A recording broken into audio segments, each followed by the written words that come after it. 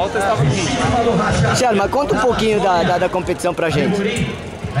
Bom, tô muito feliz, cara. Eu consegui voltar ao ritmo de prova, e principalmente no começo.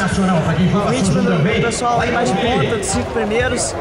Isso pra mim é inédito, porque ano passado passei muito afastado do pessoal da elite, então eu voltei aos treinos específicos agora, os treinos intervalados, os treinos mais fortes, visando as provas. E eu acho que o resultado veio muito rápido, de conseguir andar esse começo de prova, que sempre foi uma dificuldade para mim em partes.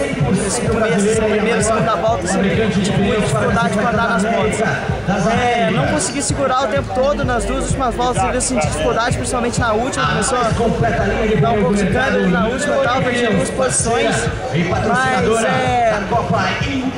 isso serviu para mostrar que a gente está no caminho certo, o treino está no caminho certo, eu estou evoluindo, começou agora os treinos específicos, então eu acho que tem tudo para evoluir, para tentar andar cada vez mais na frente e me manter cada vez mais ali na frente. É isso aí, não consegui segurar a última volta da quinta posição, perdi mais 2 posições, mas eu acho que o que mostrou pra mim é que a gente está no caminho certo e é continuar esse trabalho aí com o Vitor e o Chay, que são meus novos treinadores.